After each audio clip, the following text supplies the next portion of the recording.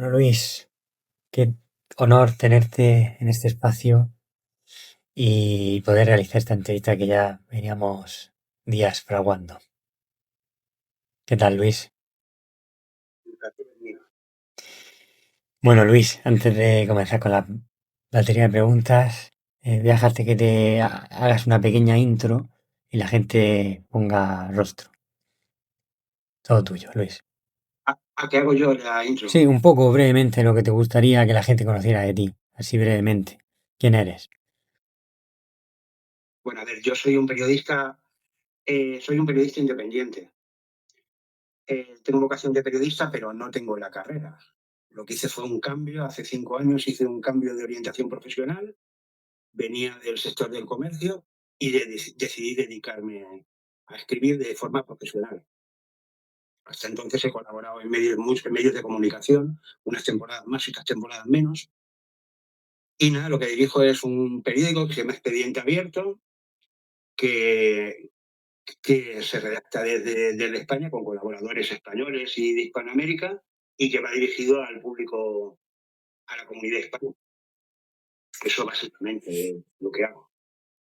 Sí, el periódico, la verdad, la gente cómo puede buscarlo, cómo puede leerlo, Luis, la gente. Sí, a ver, tú te metes en Google, ves expediente abierto, escribes expediente abierto periódico y la primera, la primera esta es, la primera opción que te da Google es el periódico. Tienes que escribir expediente abierto periódico.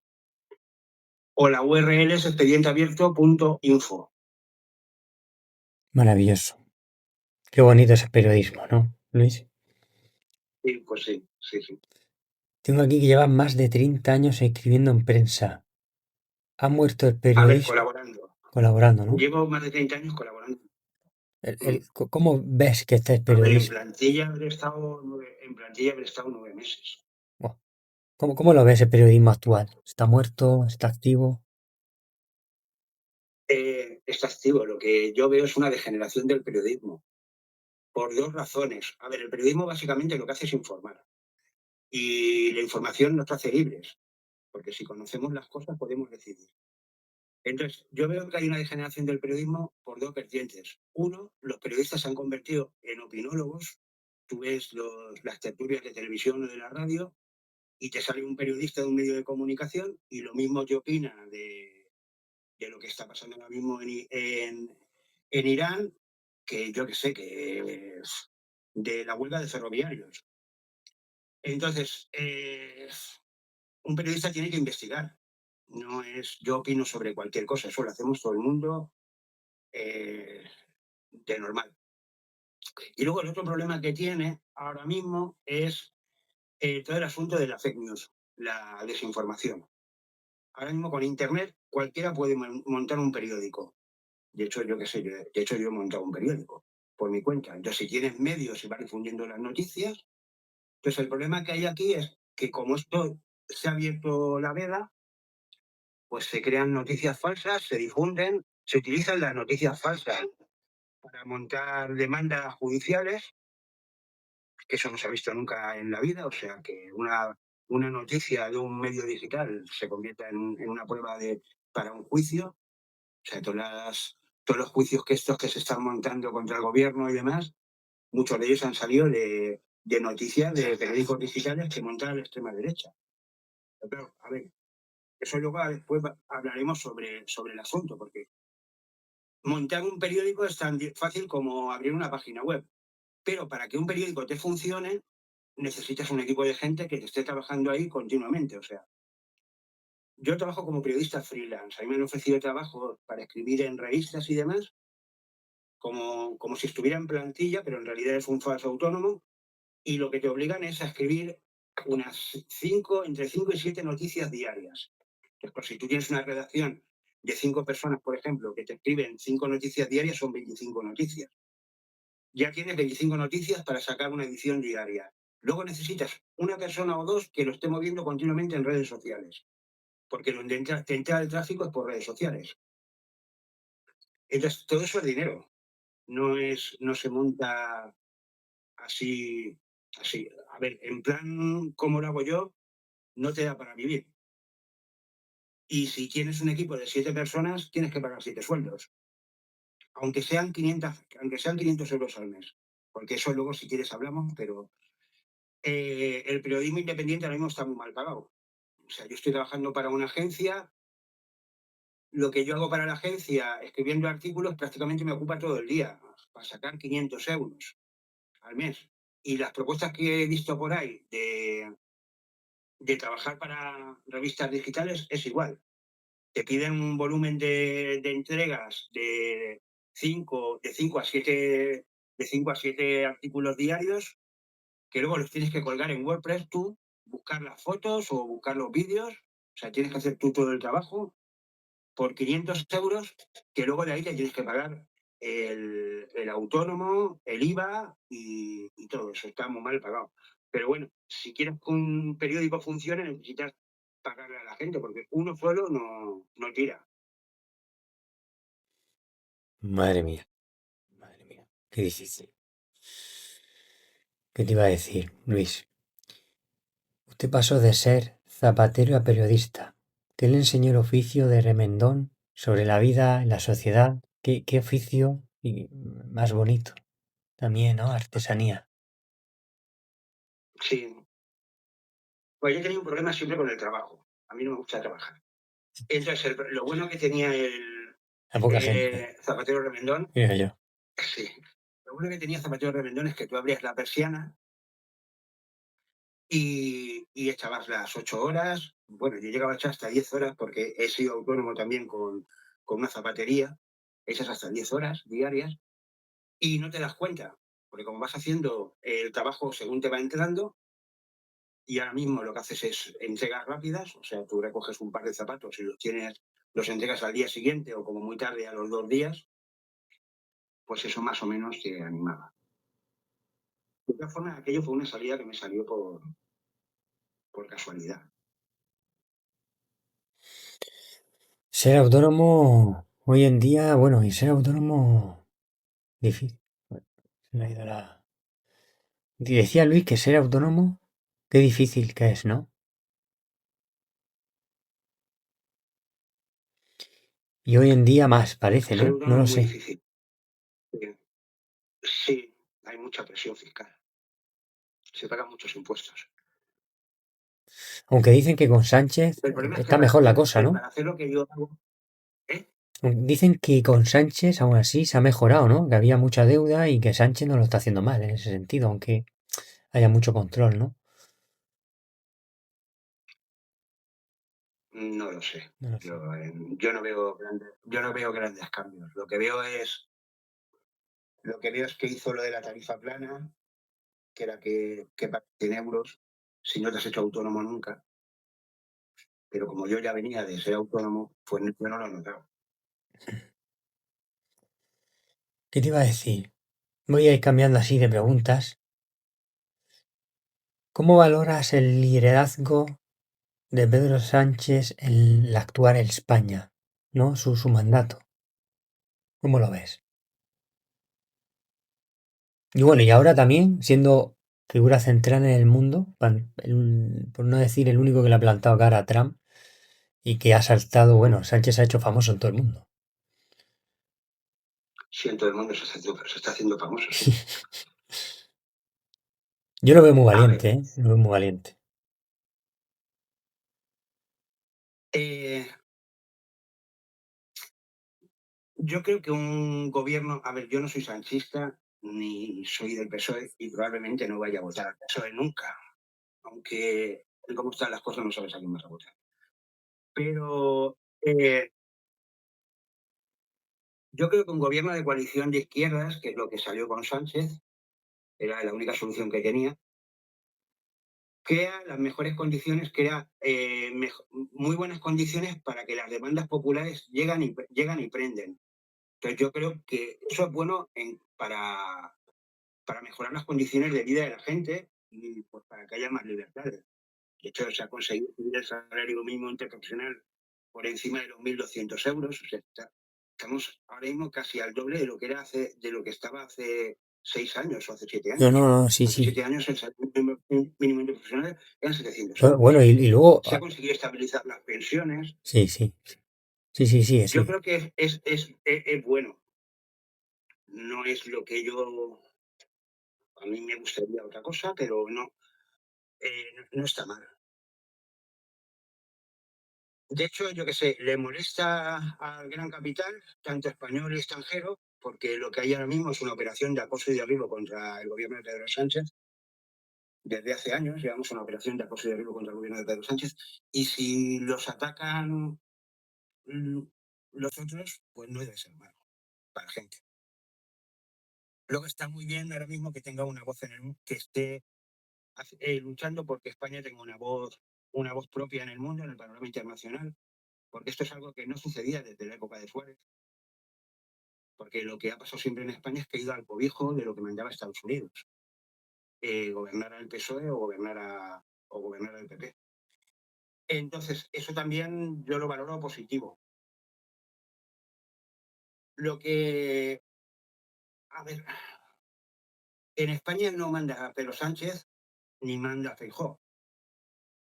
En España lo que manda es una cosa, a ver, un grupo de grandes empresarios que es lo que podríamos llamar la oligarquía española, que son los dueños de los bancos, los dueños de las eléctricas, los dueños de los grandes monopolios tipo Repsol, tipo Telefónica, algunas cadenas hoteleras tipo Melia.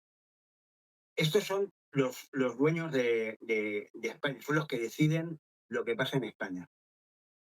Entonces, esta gente ni siquiera es el IBEX 35, porque en el IBEX 35 hay empresas que son hay empresas que facturan mucho dinero, pero no tienen capacidad de decidir sobre lo que sucede en el país.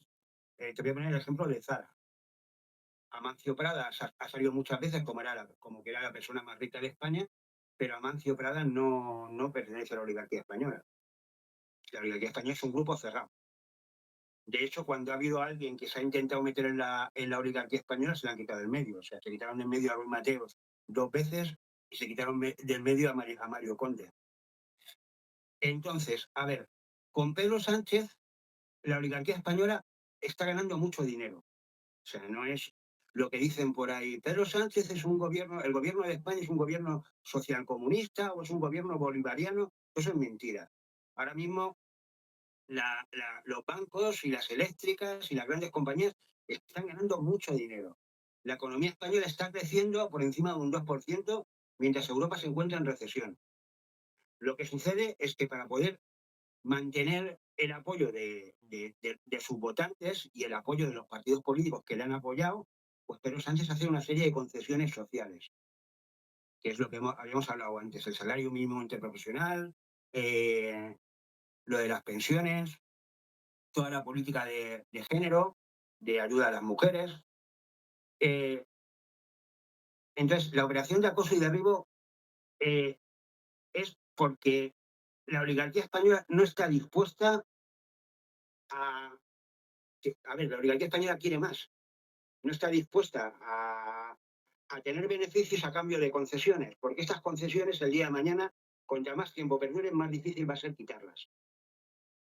Si la gente está acostumbrada yo qué sé, si las pensiones están acostumbradas a revalorizarse por encima del IPC, pues cuando venga alguien, como hizo Rajoy, que la bajaba, que la subía 2 euros, que costaba más el sello que enviaba que la subida de las pensiones, a ver cómo te comes tú eso. O sea, se te levanta el país entero. Si aprietan yo qué sé, si aprietan la patronal y dice hay que bajar los salarios en España porque es una barbaridad lo que estamos pagando, y acostumbrados, y teniendo el salario mínimo interprofesional en 1.200 euros, lo bajas a 1.000 o por debajo de 1.000, la gente se te tira a la calle. Entonces, lo que están intentando es quitar a Pedro Sánchez lo antes posible para poder revertir todas esas medidas que se han tomado. Y luego ya, a ver, luego aparte el enfrentamiento de Pedro Sánchez con respecto a Estados Unidos, pues ya ni te cuento. O sea, Estados Unidos lo que le interesa son gobiernos manejables, como ha tenido desde que ganó Felipe González. O sea, desde que ganó las elecciones Felipe González hasta ahora ha tenido gobiernos manejables. Entonces, un gobierno que que ahora mismo se le ponga churito o le jode, o sea, le jode. ¿Qué piensas tú de, Bueno, de lo que ha hecho de plantarle cara a Trump? Y bueno, ya que estás, ¿qué piensas también de Trump? vale, bueno, vamos a empezar por Trump. A ver,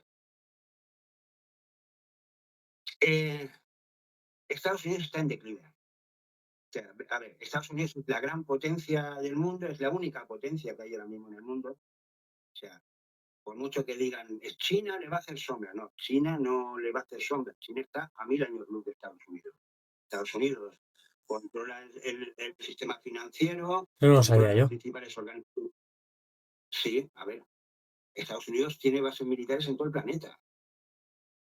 Y, y la facturación económica de Estados Unidos China todavía está bastante lejos de Estados Unidos. No tengo los datos, pero está bastante lejos. Y luego, aparte, China no tiene la intención de convertirse en una superpotencia.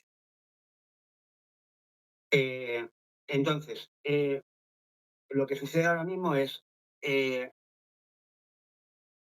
Estados Unidos está en declive. Entonces, Trump es una de las alternativas que tienen para salvar el declive. De hecho, en el primer mandato de Trump le vino muy bien a la burguesía monopolista, a los monopolios norteamericanos, le vino muy bien Trump. Estaban ganando mucho dinero. Lo que le jodió a Trump fue la pandemia, que no supo gestionar. Le vino el rollo de que aquello era mentira y todo eso, y eso le pasó factura. Pero hasta entonces, a la política proteccionista que llevaba Trump le venía muy bien a la burguesía norteamericana, a la burguesía monopolista norteamericana. Entonces, ahora mismo Trump lo que lleva es una política agresiva de imponer los intereses de Estados Unidos por la fuerza. Ahí está, ahí está. Por la fuerza, saltándose cualquier norma nacional, internacional. Aterrador, Esto aterrador. tengo que hacerlo y esto lo hago por mis cojones. Exactamente. También. Entonces, que le plante cara a alguien como Sánchez, pues está muy bien. Porque es que, a ver, lo que hay que hacer con Trump es plantarle cara. Lo que hay que hacer es frenarlo en seco. Pero ¿cómo es posible Porque que... esto está cogiendo una dinámica que va cada vez a más. Exactamente. Porque es que hemos pasado, sí, va cada vez a más. No, no, sí, sí, sí, sí. Es Es que que lo dice último que que... ha hecho, lo dirán, lo ha hecho porque lo de Venezuela le salió muy bien. Entonces, como lo de Venezuela le salió muy bien y va crecido, dice, pues ahora lo hago en Irán. Pero claro, Irán no es Venezuela. Y va a montar una pitostea, va a montar una pitostea. Esta guerra, o sea, si ya nos hizo daño la guerra de Ucrania, que todavía no se ha resuelto, esta es todavía peor. O sea, Pero Europa es está que... enamorada a medio mundo, aparte de todos los muertos que está dejando en Irán. Pero... Pero, No, no, pero claro, vamos, aquí hay dos temas. Yo creo que este hombre no sabe dónde se ha metido. Pero es que no solo eso. Es que Irán se la tiene guardada. Que lo que viene va a ser gordo. ¿Qué tú crees que Irán se va a estar quieto? no. Claro, si es que yo creo que yo creo que es la tercera, ¿eh? Yo creo que esto es un principio de la Aquí tercera. vamos a por una guerra aquí, o sea, esto va a ser como la guerra de Irak. La guerra de Irak duró 7 años. O sea, pillaron a Saddam Hussein enseguida, pero los americanos se fueron de allí 7 años después y no dejaron el país estabilizado. Entonces, en el momento en que las tropas norteamericanas y los israelíes, las tropas norteamericanas y las israelíes entren en tierra, están perdidos. Están perdidos. Aquello va a ser una guerra de larga duración y una escabechina y además que la vamos a sufrir, sobre todo Europa, la vamos a sufrir sobre todo, aparte de ellos, aparte de todos los muertos que vayan a dejar allí, y yo que sé, que es que te destruyen ciudades. Los bombardeos que están montando, tú ves, tú ves las imágenes de Teherán y te quedas flipado. Si salen las alcantarillas ardiendo, o sea, ves un incendio, toda la calle ardiendo, y es que las alcantarillas están ardiendo porque y con las bombas se ha incendiado. Entonces, aparte de eso, que es que ya van a el país, van a destrozar Oriente Medio, pero luego aparte es que eso lo vamos a sufrir Europa. porque Europa somos dependientes energéticamente. Y si nos quitan el petróleo, estamos estrangulados. Y luego dice que va por Por Cuba. eso hay que parar a este hombre, hay que parar a este hombre lo antes posible. No, no, pero es que dice que la guinda del pastel, dice que ahora va a conquistar Cuba, dice. Que ahora quiere Cuba. Ya, ya. Es que el asunto es yo impongo mis intereses por la fuerza, Es- eh, que es un cambio de las reglas. Somos los siervos de Estados Unidos. Es que esto hay que frenarlo. yo no A ver, sé. hemos sido los siervos de Estados Unidos toda la vida. No nos vamos a olvidar, pero que esto es una barbaridad. Es que, es que yo, parece irreal que te diga esto, pero yo. Es que terrorífico. Que se lo cuenta a alguien y no se lo puede creer, ¿eh? Tiene ese ímpetu napoleónico de Hitler. Tiene esa personalidad total. Además, muy, ¿cómo decirlo? Una persona con mucho ego, ¿no? Mediático también. Pero no es un asunto personal. A ver, esto está planificado. Ya, Esto es una alternativa que tienen ya. para gestionar el ocaso de Estados Unidos. La línea Obama y la línea, el otro que vino después, que ahora mismo no me acuerdo, el señor este mayor. La línea Biden, Obama, ¿no? sí, la línea Obama y la línea Biden no les ha funcionado, no les Ya, convence. ya, Entonces, cogen una línea más agresiva.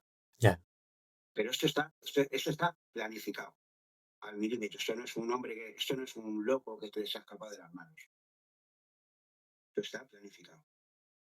De hecho, están metiendo una serie de ideas entre la gente que son locáticas, que hace unos años era impensable pensarlas. O sea, está justificado entrar a bombardear un país porque el presidente del país es un dictador o es no sé qué.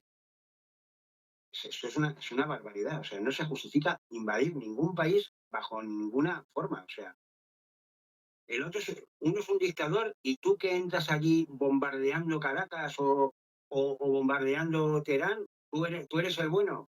Es una barbaridad. Y hay gente que se lo cree. Hay gente que tenemos que estar al lado de Estados Unidos porque Irán es muy peligroso y acosa a las mujeres y no sé qué. Y hay gente que se lo cree. Yo estuve, ahora mismo se habla del no a la guerra.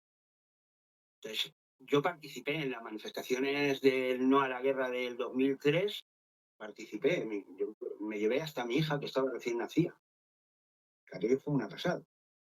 Entonces, nosotros decíamos no a la guerra porque estábamos en contra de la guerra, no apoyábamos a Saddam Hussein, no, y Saddam Hussein también era un sátrapa, lo que es que las cosas no se resuelven de esa manera. Y luego porque hoy ataco aquí, mañana como tú no me hagas caso, te ataco a ti, ataco a otro. A ver, aquí cuesta más porque es Europa, pero tú deja de hacer que le vayan saliendo las cosas bien y que coja fuerza que es capaz de hacer cualquier barbaridad. Porque es que, a ver, esto es la dictadura del terror. Y hay gente que se lo cree. Hay gente que se lo cree en todo el mundo. Hay gente, yo qué sé. Yo, como mi periódico lo leen mucho en Venezuela, y estoy en contacto con gente de Venezuela de todo tipo, Qué bueno, tanto qué bueno. sí, tanto gente de la oposición como gente que apoya a Maduro, como gente que no apoya. No les convence ninguno de los dos. Entonces, la gente de la oposición, sobre todo los que están en el exilio, justifican lo que hicieron allí, de bombardear Caracas. Eso es una barbaridad. O sea, no se puede justificar con bombardear Caracas. Yo sé. Y han convertido Venezuela en un protectorado de Estados Unidos, porque quien manda allí es Estados Unidos, y como no me hagas caso, ya te la he montado y te la puedo volver a montar, y lo entienden. Es que esto es una transición diferente, lo que es diferente. O sea, los problemas de un país los resuelve un país y la gente de ese país. No viene a resolverlos una potencia extranjera. Si mete la nariz una potencia extranjera es porque busca algo, no busca tu libertad. Estados Unidos la libertad y la democracia de los países le importa una mierda, o sea. Si apoya a la monarquía de Arabia Saudí, o sea, reprime tanto la monarquía de Arabia Saudí a las mujeres como el régimen de Irán. No hay mucha diferencia entre uno y otro. Entonces, Buah, total. ¿Qué piensas del movimiento de la ultraderecha que se está moviendo en España? Que también lleva ese eslogan, ¿no? De miedo, de odio, de levantar ese ímpetu de guerra, ¿no? la ultradere- la ultraderecha es la alternativa de Trump para Europa. Sí, a ver, Totalmente. Terrorífico, ¿eh? la ultraderecha, uno de los objetivos que tiene Trump es romper Europa. Entonces, ¿cómo lo va a romper? Con la ultraderecha. Entonces, en el primer mandato de Donald Trump, mandó a un consejero suyo, que es un banquero, que es Steve Bannon. Entonces, Steve Bannon llegó a Europa y se dedicó a montar una internacional de partidos de ultraderecha. Y los financió. Y les dio una orientación para que trabajaban conjuntamente. Entonces, todo el auge de la ultraderecha es porque le sirve, es la línea Trump en Europa, es la alternativa que tiene Trump en Europa. Entonces, ahora mismo que Vox tenga tanta fuerza, pues es porque la apoyan los norteamericanos. O sea, y lo que hacen es defender las propuestas que les marca Estados Unidos, que les marca Trump para España. Entonces, Así lo veo. ¿a ti te da terror que pueda salir este movimiento en España dentro de un año? ¿Que coja fuerza? A ver, me da miedo que se forme un gobierno. Me da miedo que se forme un gobierno de PP Vox. Ah, ¿Para qué nos vamos a engañar? Sí, es un problema. sí, porque si tuviera esta gente ya, bueno, lo primero que apoyan a Trump y además que lo defienden como si fuera un dios. Eso ya a mí, eso ya a mí me da terror porque estaríamos en guerra. Ahora mismo ya estaríamos en guerra. Si esta gente estuviera aquí, ¿eh? Y si pueden en primera fila, como hizo el Aznar con la guerra de Irak. O sea, si pueden en primera fila, pues unos lameculos. Yo creo que Pedro Sánchez, te voy a decir una cosa, creo que puede ganar las elecciones con lo que ha hecho y con lo que está haciendo de mantenerse en su sitio. Creo que puede ganar muchos votos con eso también. De que se vea el contraste, ¿no? De ambos bandos. A ver, según las encuestas, porque yo sí me creo en las encuestas, porque yo trabajo con encuestas. Exactamente. Periódico. Entonces, según las encuestas, ahora mismo ganaría, si se celebraran ahora mismo las elecciones, ganaría Pedro Sánchez. El problema es que Pedro Sánchez no podría formar gobierno. La suma de votos PP-Vox le darían la mayoría en el Congreso de los Diputados. Igual que pasó antes, que antes ganó el PP, ganó el PP, pero no pudo montar gobierno. Pues ahora pasaría al revés. Entonces, el problema yo lo veo, a ver, la gente, yo creo que la mayoría de la gente no quiere un gobierno PP, y menos a nivel nacional, porque la gente funcionamos de manera diferente en las elecciones autonómicas, en las municipales y en las generales. Entonces, yo creo que la mayoría de la gente no quería un gobierno PP. El problema es cómo se consigue frenar esto, cómo se consigue ilusionar a la gente para que vaya a votar y porque Pedro Sánchez para poder gobernar va a tener que pactar con la izquierda y la izquierda estamos muy divididos.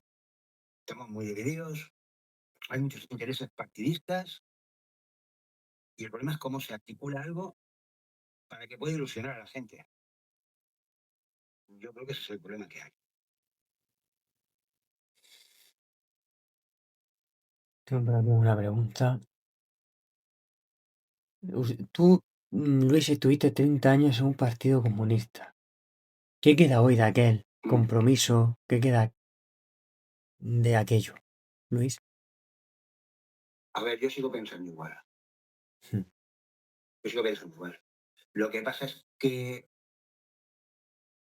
la militancia comunista te lleva mucho tiempo. Y si yo estuviera militando no podría hacer ni un 10% de las cosas. O sea, no podría intentar sacarme un sueldo digno escribiendo, no podría llevar un periódico, no podría hacer una serie de cosas, porque te absorbe mucho. Hablamos también, dicen que Pero yo estuve, tú ligabas más con la idea mejor de Podemos. no, ¿O no, a mí Podemos nunca me convenció. qué partido a ti te A ha ver, convencido Podemos, más? Porque dicen que el PSOE actual tampoco es de una izquierda, que es más de centro, se puede decir. a ver, a mí me gustaba, es que yo creo que las cosas se mueven desde la calle y la política es una expresión de que lo que se hace en la calle. Claro, Entonces, a mí me gustó mucho el 15M. sí, ¿no? Entonces, el problema del 15M es que el 15M lo fagocitó Podemos. Podemos no salió del 15M. Podemos sale de la Universidad Complutense de Madrid, de la Facultad de Políticas, porque los tres que fundan Podemos son profesores de la Universidad Complutense de Madrid, de la Facultad de Políticas. Entonces, ellos ven ahí que hay un descontento popular, que están los chicos en la Puerta del Sol y dicen, esta es la nuestra, nos lo vamos a meter en el bolsillo. Y lo que hizo Podemos fue fagocitar todo ese movimiento que se dio.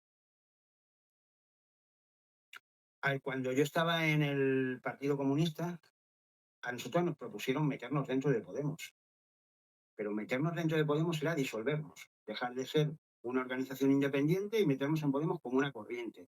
Entonces, esto es una cosa, esto es absorber, esto es todo lo contrario a lo que yo pienso que hay que hacer. Lo que yo pienso que hay que hacer es ir sumando organizaciones y ir trabajando conjuntamente, no ir fagocitando, no es me como la energía que tienen los demás y te convierto en mi muñequito que me hace el trabajo sucio. O el trabajo sucio, o el trabajo que no, o el trabajo de calle que yo no quiero hacer. No, eso no es. Entonces, el problema es que ahora mismo no hay nada, no hay. El problema es que a la izquierda del PSOE ahora mismo hay un vacío impresionante. Un vacío impresionante. Y eso es lo que puede ser que le dé el que hay un vacío y el que no estamos unidos con un proyecto ilusionante, eso puede ser que sea lo que permita que llegue al gobierno una coalición PP-Vox. Eso va a ser lo que nos va a jorobar. ¿Qué piensas tú del debate que hay sobre Franco, los jóvenes sobre todo, con la bandera? Hay un movimiento ahí en España muy franquista, ¿no, Luis? Sí, bueno, a ver, la extrema derecha ha calado en los jóvenes, hombres. A ver, hay estudios sociológicos que lo que dicen es que la juventud masculina, a ver, la política ahora mismo en España está muy polarizada. Sí, sí, eso está claro.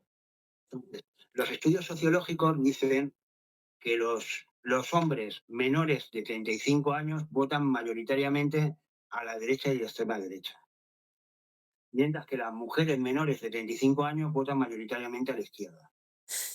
Entonces, lo que ha sucedido es que la propaganda de la extrema derecha ha calado en los jóvenes. Yo, de todas formas, a ver, hay gente que intenta comprender esto, yo no lo comprendo. O sea, bueno, no es que no lo comprenda, yo no. Me parece a mí que un niño que vota a la extrema derecha es. Lo siento mucho. ¿Cómo? Espérate, que se ha Un cortado. niño que es. ¿Que se ha Un cortado? niño ¿Qué habías dicho? un niño que trabaja de camarero, que los hay, que trabajan de camarero echando 10 horas al día por el salario mínimo interprofesional, o está de reponedor en un supermercado. que termine votando la extrema derecha, yo lo siento mucho, pero es un descerebrado. O sea, se ha tragado toda la propaganda basurilla que le han vendido los otros. Pues claro, los otros, Mark Giró, el periodista Mark Giró, que tenía tenía un late show en España, en televisión española, en un monólogo, hizo un monólogo muy gracioso que decía: tú naces con una pilila, eres un niño, naces con una pilila, desde que naces te van diciendo que eres el más guapo, el más fuerte, el más chulo, el que hace mejor las cosas, y cuando tienes 16 años te das cuenta que las chicas no van a hacerte la ola. O sea, la ola te la hacía tu madre y tu abuela, no te la hacen las chicas. Y resulta que las chicas pues se van, pues con el chico marroquí o con el chico sudamericano, que es más divertido que tú. Y entonces tú coges y te tragas. Te viene un imbécil que te dice: vienen aquí y nos están invadiendo y no sé qué y no sé cuántas, y te tratan la propaganda de ellos. Yo lo siento mucho, pero un niño que traga con estas cosas es un descerebrado. Un Además que mensaje. tú ves los niños de extrema derecha y van todos de machirulos machos alfas. ¿Dónde vas, tío? ¿Van de qué? ¿De qué? Machirulos machos alfa. Ah, O sea, van. increíble. Y luego, ¿qué piensas tú de lo que se dice de los migrantes? Oh, que nos colonizan, que se quedan con España, ¿no? ¿Qué piensas de ese mensaje que hay? Mm. Hombre, el mensaje es divide y vencerás. A ver, es un mensaje que están haciendo para enfrentarnos entre los trabajadores. Ah, mm, Sí, a ver, yo he trabajado con inmigrantes.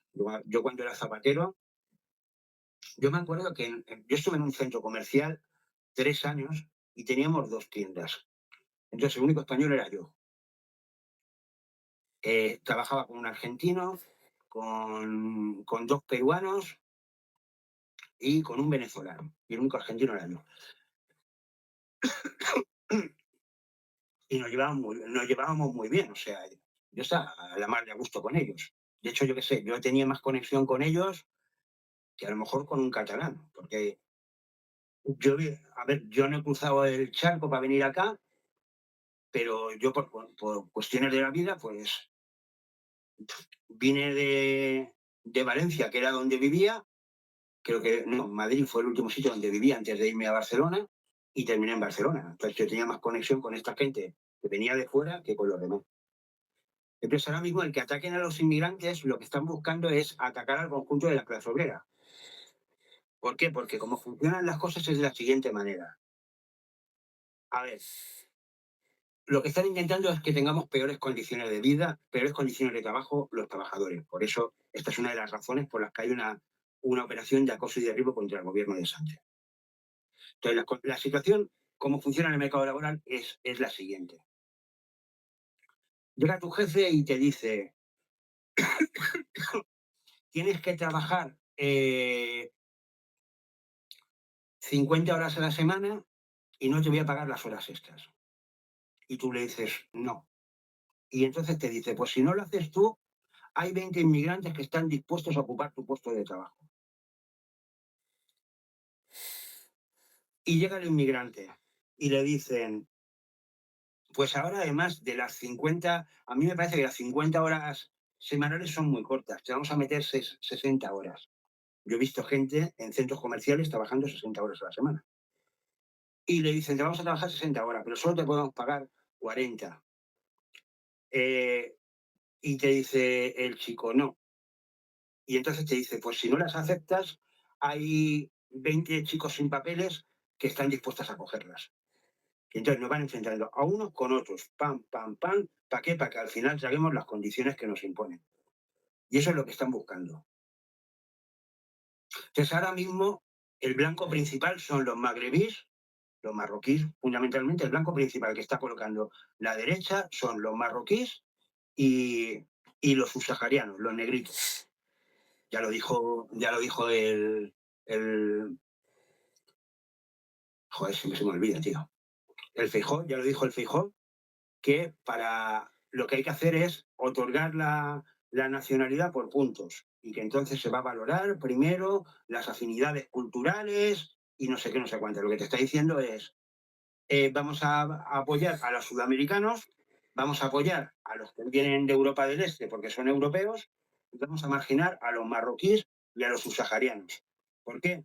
Pues porque los marroquíes y los subsaharianos son los que trabajan en la obra, son los que trabajan descargando camiones en los polígonos industriales, son los que hacen los trabajos duros, son los que hacen los trabajos duros y los que hacen los trabajos que más valor añadido dan, más riqueza generan. Porque, a ver, genera más riqueza uno que te está construyendo, uno que está en la obra, construyéndote un piso, que un camarero. Yo lo siento mucho, o que uno, o un chico que está de dependiente en un centro comercial. Porque una casa es mucho más cara que ponerte un café con leche. Entonces genera mucho más. Entonces lo que van es precisamente a por la clase obrera que más plusvalía está generando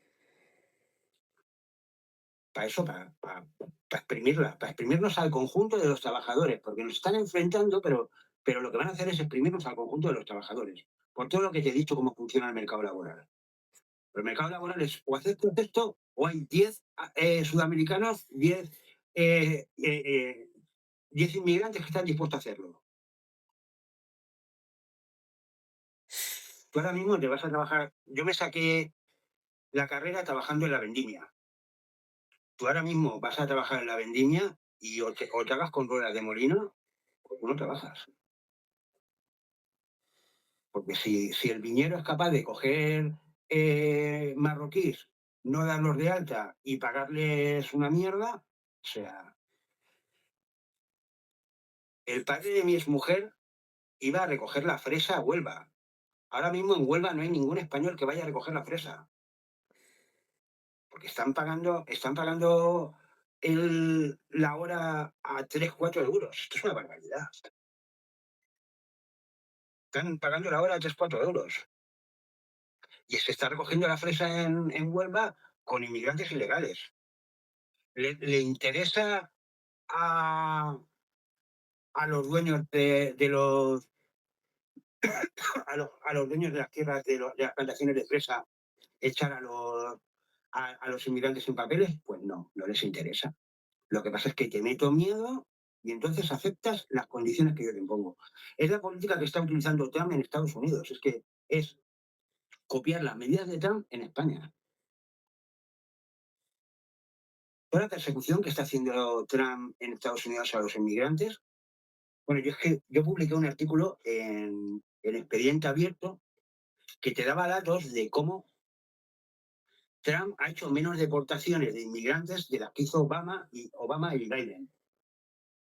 Sin embargo, ha creado un revuelo sacando a la policía de inmigración por ahí, dando vueltas por todos lados y haciendo redadas por todos lados, que ha metido el miedo en el cuerpo a la gente para que acepte las condiciones de trabajo que sean, las que sean. Y lo que se está, el ataque a los inmigrantes que se está haciendo en España lo que busca es eso. Madre mía. ¿Qué temas le interesa más a tus lectores? De Venezuela, México, Argentina. ¿Qué le interesa a tus lectores de estos países? A ver, yo he terminado ahí por casualidad. Lo que más leen son historias. O sea, tú metes historias, testimonios o cosas de esas y las leen. Luego, todo lo que habla de Trump también tiene muchas visitas. Claro. Por cierto, A ver, a mí esto me ha sorprendido porque yo no tengo ni idea de lo que pasa allí. Para mí Venezuela es un territorio por explorar. un Yo bello sé que la país. gente allí está muy unida, pero es un territorio por explorar. Lo que pasa es que yo publico un artículo sobre Trump y lo leen. Luego, más o menos les interesan las mismas cosas que aquí. O sea, los temas sociales, cuando publicas una noticia sobre feminismo, sobre la lucha de las mujeres, o un artículo que publiques sobre el bullying, eso Ah, también tiene muchas visitas. ¿Tu padre Luis te dijo que el periodismo no tenía futuro? Mm. ¿Y qué pasó contigo? ¿Cómo fue seguir esa corazonada y seguir ahí, aún teniendo eso? Eh, a ver, yo quería salir de mi pueblo. Yo quería salir de Tomelloso. Yo me quería en Tomelloso, que es un pueblo de Chilavert, Ah, sí, lo tengo aquí. que es muy grande. Sí, bonito también. Entonces yo salí de Tomelloso. Yo quería salir de Tomelloso cuando tenía 18 años, quería salir de Tomelloso y conocer el mundo. Buah, qué bueno. Entonces yo quería estudiar periodismo, pero mi padre me dijo que no. Entonces me fui a Murcia y estudié graduado social. Que yo te digo la verdad, yo me matriculé allí sin saber ni de qué iba la carrera. Entonces, eh, yo era muy gamberro. Yo me saqué la carrera casi sin ir a clase. ¿Cómo? Cogía los apuntes de mis compañeros y cogía los apuntes de mi compañero, me hacía esquema, me presentaba los exámenes y aprobaba. ¿Y te sacaste la carrera de periodismo? Entonces, no, la carrera de graduado social. Eso, Yo periodismo no he estudiado. exactamente. Yo me saqué la carrera de graduado social. Entonces, lo que te quiero decir, a ver, yo los 3 años que estuve en Murcia, bueno, estuve 4 años en Murcia, los 4 años que estuve en Murcia era vivir muy feliz, porque hacía lo que me daba la gana. Y yo iba de escritor. Con un par de amigos sacamos un fanzine literario, que lo maquetábamos nosotros, lo sacábamos en fotocopias y luego se lo intentábamos vender a nuestros amigos para intentar recuperar el dinero que nos habíamos gastado en las fotocopias y al final lo regalábamos. Pero bueno, yo era muy feliz. Entonces yo lo que quería era escribir. Yo cogí lo del periodismo porque lo que me gusta es contar historias. Y luego lo otro que me gusta es investigar. Y el periodismo reúne las dos cosas. El periodismo es mágico.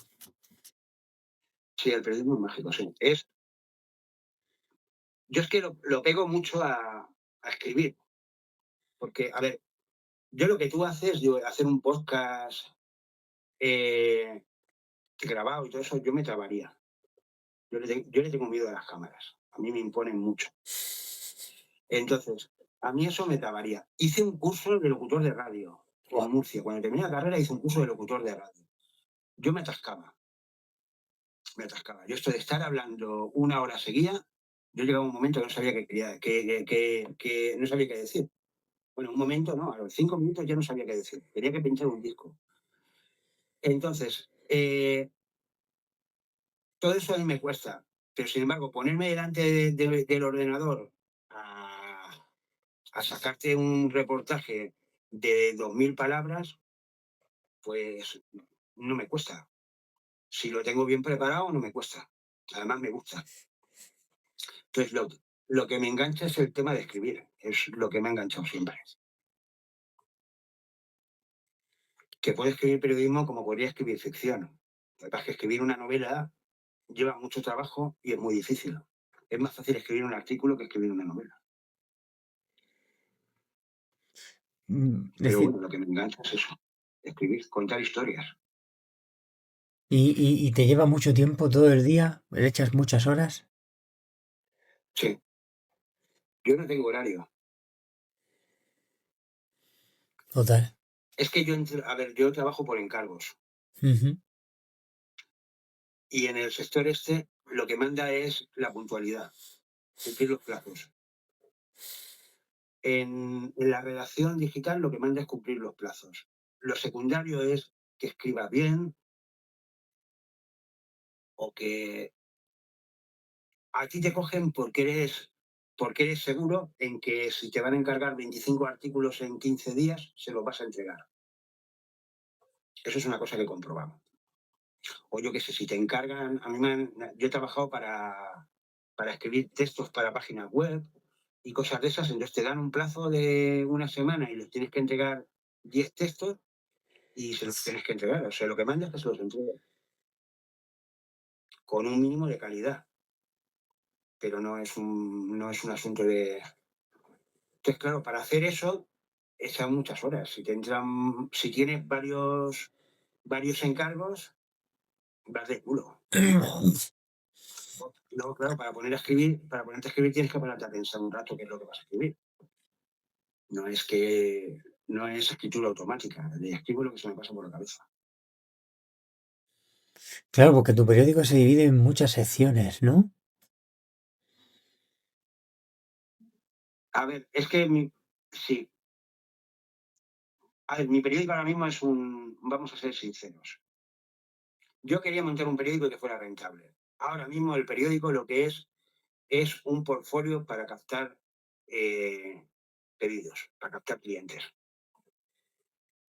Yo cada vez que me postulo a un trabajo en LinkedIn, por ejemplo, que cojo muchos trabajos de LinkedIn, cada vez que me postulo a un trabajo les digo, dirijo un periódico y les mando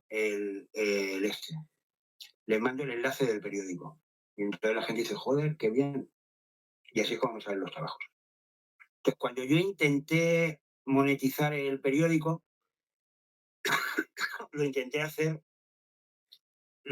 vendiendo artículos patrocinados. Y cogía de todo lo que me venía. Entonces, por eso tiene tantas secciones. Buah. Y luego, porque no tiene nada que ver Expediente Abierto, cómo nació, a cómo se ha desarrollado. Pues yo quería montar un periódico. La idea que tenía yo al principio era montar un periódico de sucesos. Por eso se llama Expediente Abierto. Y al final hablo de todo menos de sucesos. Porque la gente lo quiere es otra cosa. O sea, yo voy mirando Google Analytics y veo que la gente te lee un artículo sobre Trump o un artículo sobre las mujeres, pues yo escribo sobre las mujeres y sobre Trump. Qué bueno. No sobre el hombre que apareció muerto en Villarrobledo, que no sabe cómo lo que ha pasado. Ya. Bueno, Luis, estamos Pues aquí. pregunta. Sí, directo al grano. Bueno, lo de Donald Trump, súper peligroso. Hemos hablado de Pedro Sánchez, que ole su valor, ¿no? De frenar yo no sé cómo llamarlo. Y que pocos se han opuesto a él, o el único. Sí, es el único. Ahora mismo sí. Eso es de admirar, es de admirar. Hemos hablado también, que la gente no ha visto, que se ha perdido la grabación de Ayuso. Ayuso es súper peligrosa. Hemos hablado de eso también, ¿no? Sí. Lo que no sé si te lo he dicho en la segunda parte o en la primera parte. Pues no sé, pero se ha comentado de que esa mujer podría ser la que gobernara en el PP en el futuro, ¿no? Y bueno, eso es una corazonada que tengo yo. Un presentimiento. Un presentimiento, sí. A ver, aquí va a haber una alternancia. A ver, porque así funciona la democracia española. Aquí se intentó romper el bipartidismo, pero no se ha roto. Entonces, seguramente después de un gobierno del PSOE, aunque sea en coalición, saldrá un gobierno del PP. Entonces, yo veo más claro que el gobierno del PP lo dirija la Isabel Ayuso a que lo dirija el Feijóo. Porque el Ayuso tiene más enganche. Total. Es que el Feijóo como político es un poco lamentable. Es un señor que es un poco lamentable.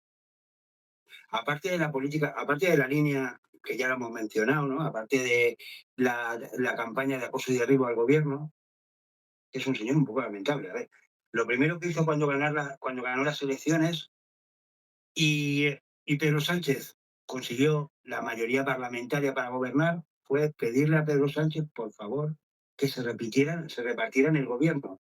2 años uno, 2 años otro.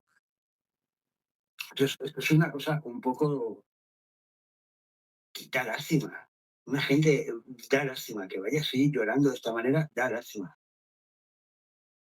Luego, todo lo que pasa, todo es culpa de Pedro Sánchez. Todo es culpa de Pedro Sánchez. O sea, hay un accidente ferroviario, la culpa es de Pedro Sánchez. Eh, yo qué sé, es que es todo, no, eso no, es muy lamentable, muy lamentable. Aparte de que estén posicionándose, que estén aliándose ahora se están aliando a Vox por dos razones. Primero, porque es que la única manera que van a tener de gobernar es con la alianza con Vox. Y luego, segundo, porque son unos seguidistas de Estados Unidos. Y ahora mismo quien gobierna en Estados Unidos es Trump y son unos seguidistas de Trump. Y como la alternativa de Trump para Europa es la extrema derecha, que eso es lo que eso ya lo he mencionado antes, pues van detrás a lamerle el culo a los otros. Claro. Pero que como político en sí es muy lamentable, es un vemos. Hemos dicho que si tuviera Yo no frente. sé cómo llevaba, yo no sé cómo llevaba las cosas en Galicia. De Galicia lo que sabemos es que era amigo de los narcotraficantes, es lo que sabemos, y que los narcotraficantes en Galicia, esto es un tema muy interesante que algún día trataré en Expediente Abierto, cuando yo quería montar un periódico de sucesos, de lo que quería hablar era de esas cosas. Ahora mismo los narcotraficantes en Galicia están totalmente legalizados, son empresas de transporte, marítimo. Entonces, y, y los tienen pues como unos señores que crean puestos de trabajo muy respetables y todo eso. De ese mundo eh, Feijóo, pues que se vuelva para allá, porque como para la política nacional da mucha lástima, da vergüenza ajena. La otra también, la Isabel Ayuso, estoy improvisando aquí de una manera, la Isabel Ayuso es, la Isabel Ayuso es una buena gestora de las grandes empresas. Lo que es un sinvergüenza. Pero la tía tiene un arte, la tía tiene un morro que se lo pisa. Tiene un arte que yo creo que esta arrastra más gente que el Feijóo. A mí me parece abismal. Ahora mismo lo que Que la tiene, gente ahora vote a mismo esta lo que gente y tiene no el lo vea. PP, lo que más arrastra gente es... Madre. Hemos dicho que si tuviera frente a Sánchez le dirías que fuerza, ¿no? Sí, que resistiera. Y a Franco nada porque estarías en la cárcel, ¿no? Bueno, no hubieras dicho nada, ¿no? No, no, no. No sé si te acuerdas del último que has dicho. Estaba hablando algo de la política internacional, que no me acuerdo bien. Eh, Así estaba hablando de Europa. Europa, sí. Sí, de hecho, si Estaba Europa hablando de es Europa y de Gran Marshall. exactamente. ¿Puedes repetir eso? Sí, a ver si no lo diré igual, pero bueno. A ver, estamos hablando de que está muy bien que exista la Unión Europea, y que la Unión Europea, su desarrollo natural es convertirse en un rival de Estados Unidos. Pero que Europa tiene una contradicción, y es que es dependiente de Estados Unidos. Mm, Porque Europa se reconstruye con el dinero del Plan Marshall. La Segunda Guerra Mundial se realiza fundamentalmente en Europa. Entonces todos los países europeos terminan destruidos. Unos más, otros menos, pero terminan destruidos. No solo termina destruida Alemania, también termina destruida Italia, Francia, Inglaterra menos, pero también. Luego la Segunda Guerra Mundial supuso eh, un gran sacrificio económico para las multinacionales, para las potencias europeas. Entonces, Europa se reconstruye con el dinero del Plan Marshall. Pero claro, cuando los norteamericanos dan dinero, no dan dinero por la cara, dan dinero bajo una serie de condiciones. Entonces, el primer problema es que tú le debes un montón de dinero a Estados Unidos y entonces se lo tienes que ir pagando, que son el plan Marshall. Y luego es que aparte ellos te proponen, por ejemplo, le podrían haber propuesto a Francia, no lo sé, le podrían haber propuesto a Francia, vale, tú reconstruyes tu industria automovilística, pero en el momento en que empiece a dar resultados, beneficios, nosotros nos quedamos con un porcentaje del capital, con un 10% del capital o lo que sea. Eso es lo que supone. Entonces, esto como se traduce es que a lo mejor la Renault en los años 60, que ya empieza a vender coches, igual que antes de la Segunda Guerra Mundial, pues se mete el capital norteamericano y infiltra la empresa. Y luego lo otro que estaba diciendo es que también ha participado en la política. Bueno, a ver, Estados Unidos tiene bases militares en toda Europa. Los tiene en todo el mundo, pero en Europa tenía un montón, porque como estaba todo el rollo de la Guerra Fría y, y Rusia estaba al otro lado del telón de acero, entonces toda Europa está llena de bases militares norteamericanas. Nos tienen, por lo primero que nos tienen cogidos es por las armas.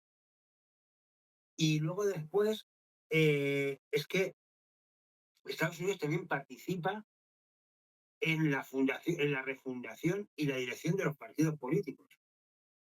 Por ejemplo, en España hemos llegado a tener un ministro que fue directivo de un banco norteamericano, el Luis de Guindos. El Luis de Guindos fue ministro con Rajoy y este hombre venía del Consejo de Administración de Lehman Brothers. O sea,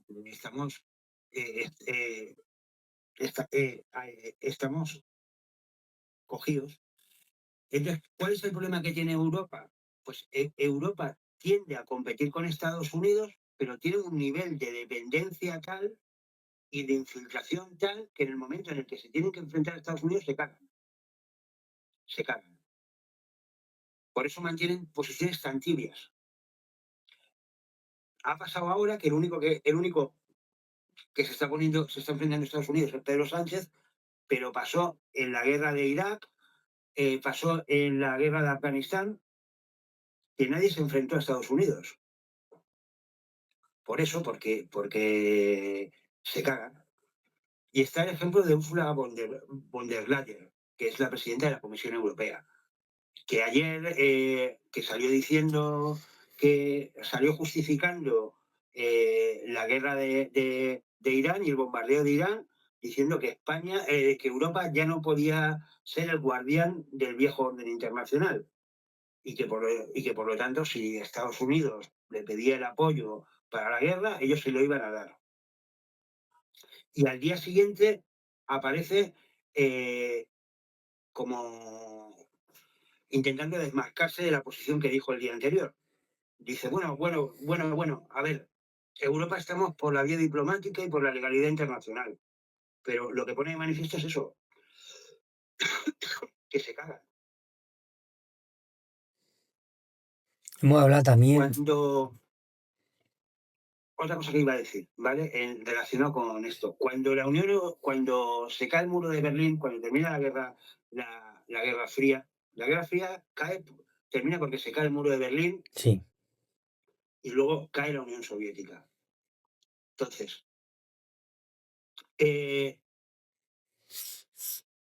la Unión Soviética se desploma porque no puede aguantar la competencia espacial, la carrera espacial con Estados Unidos, ni puede aguantar. Entre Estados Unidos y la Unión Soviética sembraron el mundo de guerras y se están metidos en todos los fregados. No había una guerra mundial, pero había guerras por todos lados y estaban metidos en todos los fregados. Entonces, la Unión Soviética implosionó y Estados Unidos salió ganador. Pero cuando Estados Unidos sale ganador de la Guerra Fría y se queda como única superpotencia, le han salido dos moscas cojoneras. Una era Alemania y la otra era Japón.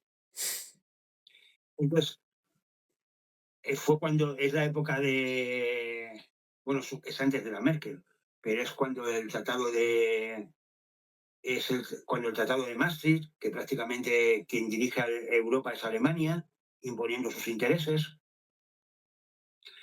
Entonces, Alemania se ha convertido en una potencia económica, pero política y militarmente es un gusano, que es la aplasta Estados Unidos. Estados Unidos le dice, estate quieta, y Alemania se queda quieta. A Japón la hundieron con una operación bursátil. Japón en los años 90 era la repera, era cuando, yo qué sé, los ordenadores eran japoneses, los móviles eran japoneses, los coches de moda era la Nissan y el Mitsubishi, y Estados Unidos se fundió a Japón con una operación bursátil, o sea, con movimientos en la bolsa internacional, se fundió a Japón. Japón, por la capacidad productiva que tiene, podría estar al nivel de China, y no está al nivel de China. ¿Por qué? Porque es dependiente de Estados Unidos. Para eso le metieron dos bombas atómicas.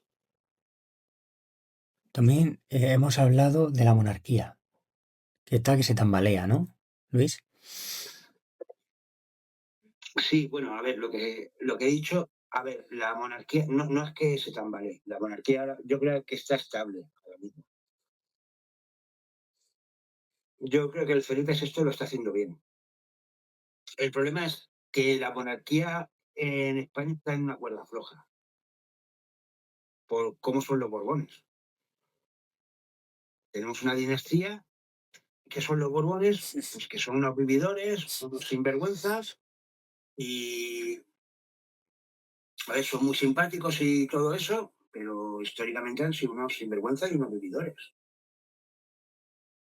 Y han tenido sus negocios, o sea, el Alfonso XIII era uno de los, el Alfonso XIII, que es el abuelo del actual, no, era el abuelo de Juan Carlos I. Este hombre se recorría España, iba haciendo negocios para él y se convirtió en una de las fortunas más ricas de España. Aparte del dinero que cobraba eh, la Casa Real del presupuesto del Estado, que luego el hombre tenía negocios. Y, el Juan Carlos, pues ya lo hemos visto, el Juan Carlos iba por ahí representando a España y al mismo tiempo pues hacía sus negocietes. O sea, se hacía amigo del rey de Arabia Saudí y le gestionaba el AVE a la Meca. Y a cambio de eso, pues se quedaba como comisión. Total. Entonces, el problema es que los Borbones son así, y el problema lo tienen ellos, no lo tenemos nosotros. El problema es que otro Juan Carlos, la monarquía española no aguanta. Total. Hemos hablado también del valor del periodismo independiente, ¿no? Que la gente lo lea, lo apoye. Eso ha sido también un mensaje potente, ¿no, Luis? Sí, sí, a ver, la información es libertad. El problema de la información es que está monopolizada. Está monopolizada por grandes grupos editoriales, donde están metidos los bancos. Luego, el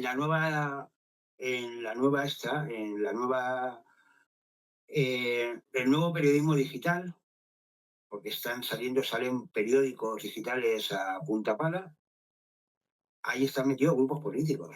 Nosotros estábamos hablando de que, a ver, yo he visto periódicos digitales montados por la extrema derecha.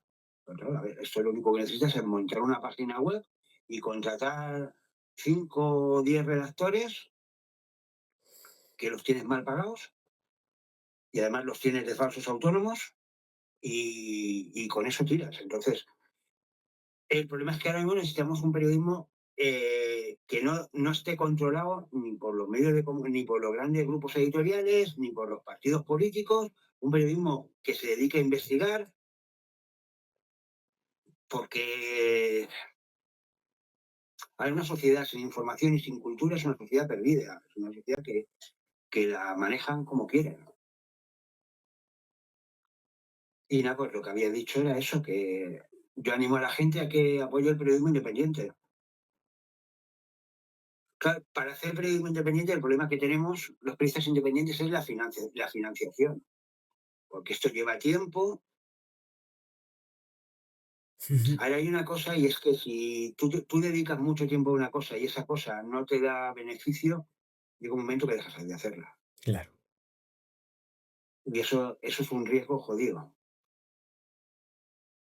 Entonces, Internet tiene una cosa muy buena y es que puedes hacer un montón de cosas, pero claro, eh, tienes el acceso a las cosas de forma gratuita. Estamos educando a la gente en que todo es gratis. Y el problema es que todo no puede ser gratis porque si no es inviable. Qué bueno. Hemos matizado también, porque vamos directos al grano, el tema de los jóvenes que lo tienen difícil, pero son los más preparados también, Luis. Sí, sí, lo que decía que yo creo que tenemos la generación mejor preparada de la historia. A ver, es una generación que se maneja muy bien con las últimas tecnologías, es una generación que está muy bien formada, los que no han ido a la universidad han hecho grados de FP con un nivel de especialización muy alto. Es gente muy curiosa que tiene muy claro que que tiene que formarse y, y se mete en muchos cursos y en muchas cosas. El problema es que cuando se encuentran al mercado de trabajo, pues lo que encuentran es basura. Basura, o sea, creo que no conozco, ahora mismo no sé los datos, pero creo que tenemos un 20% de paro juvenil. La mayor parte del trabajo temporal lo ocupan los jóvenes. Hay un fenómeno muy curioso que son los nómadas digitales, que esto se presenta como un estilo de vida, ¿no? Que es muy bonito, ¿no? Tú vas con tu ordenador y puedes ir a cualquier parte del mundo y puedes trabajar. Eh, esto, la realidad de los nómadas digitales no es esa. La realidad de los nómadas digitales es que te enfrentas a un panorama incierto y al final terminas haciendo cualquier cosa. Y es eso. Luego también, claro, después de estudiar, pagarte dos máster, que no encuentres trabajo o que termines de becario por 500 euros, pues la alternativa que tienen algunos es me voy fuera, pero emigro fuera, pero emigrar fuera es una lotería, es lo que te estaba contando. El hijo de, el hijo de mi mujer, Silvia, este se fue a Irlanda con la intención de trabajar de desarrollador informático, porque en Irlanda está Google y hay un montón de empresas, de grandes empresas de estas tecnológicas, están domiciliadas en Irlanda porque pagan menos impuestos. Y el muchacho terminó poniendo copas en un pub, que le daba, el sueldo le daba para pagar la habitación y poco más. Y ese es el panorama al que se enfrenta la juventud. Pedro Sánchez, hemos dicho también, hemos hablado de su mandato, de todo lo que ha pasado, de lo difícil que está siendo, de lo que le están tirando. Puede decir que de los mejores presidentes de Europa. ¿Pero tú crees que también de los que ha habido en España? ¿De los más preparados, formados, lo más difícil lo ha tenido?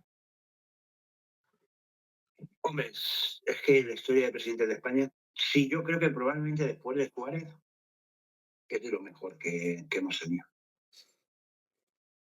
Es que la historia, a ver, España tiene la historia de la democracia tal y como yo la veo, ¿no? La historia de la democracia española tiene algunos presidentes que han sido muy buenos para la oligarquía y para el capital, y luego presidentes que han sido un desastre. Que no es. Felipe González es el mejor presidente que ha tenido la banca española Ujú. y los Estados Unidos. No el pueblo, A nosotros, al pueblo nos la metió doblar.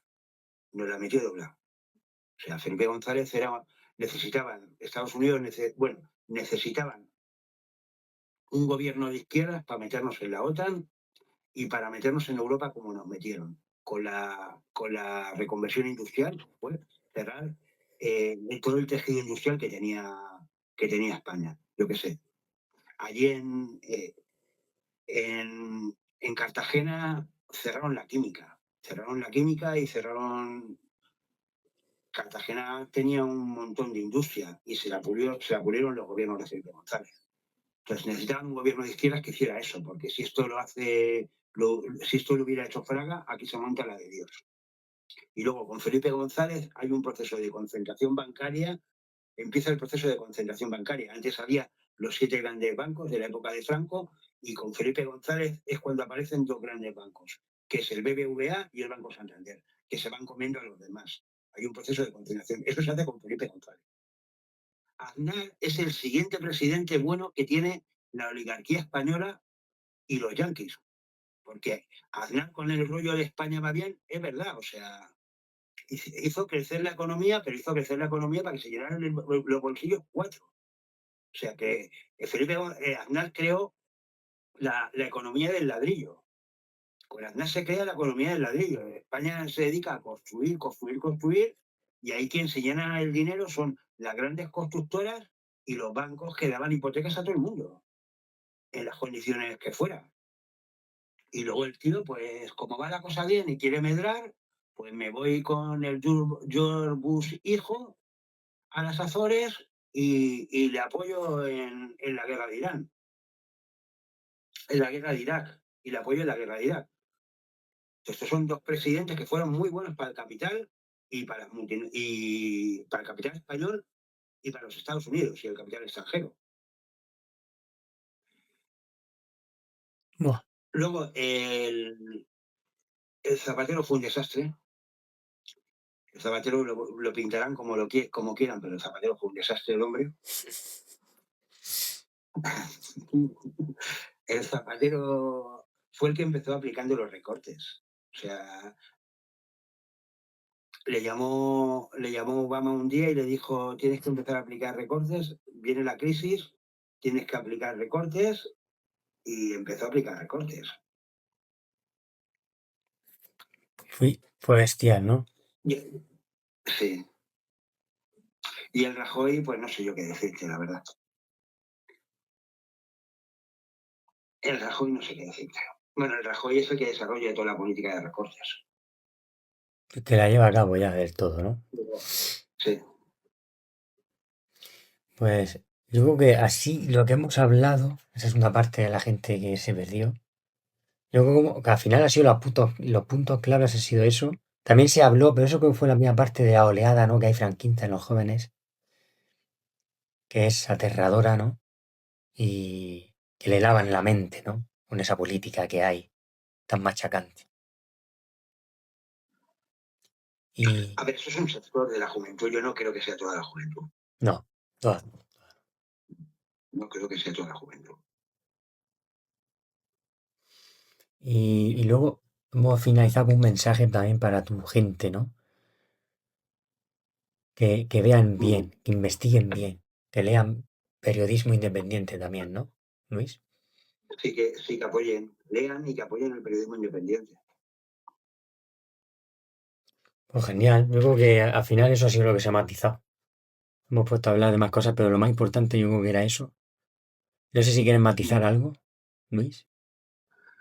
No, que ahora mismo no. No se Pues, me ocurre nada. pues nada, muchísimas gracias, que tu gente siga leyéndote y apoyando el mundo periodístico a tope.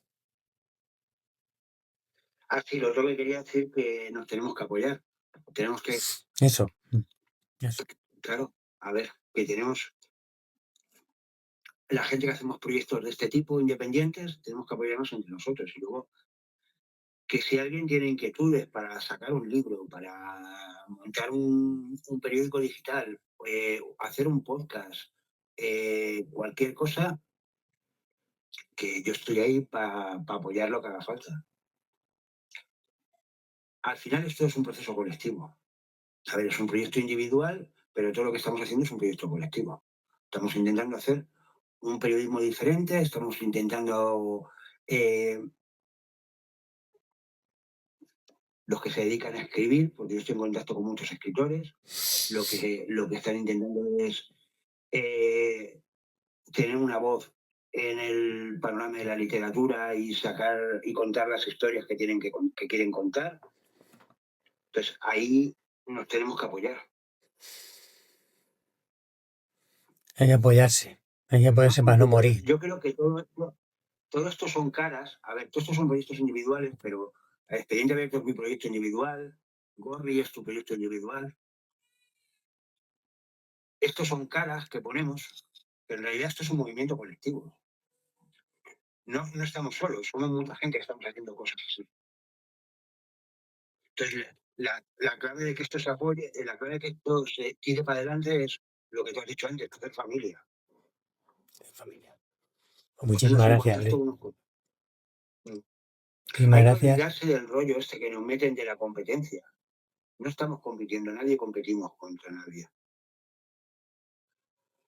Pues nada, Yo tuve una vez un proyecto, de sacar antes de montar Expediente Abierto, yo tenía la idea de montar como una revista, como un blog literario, donde escribieran varios escritores, ¿no? Y contar historias.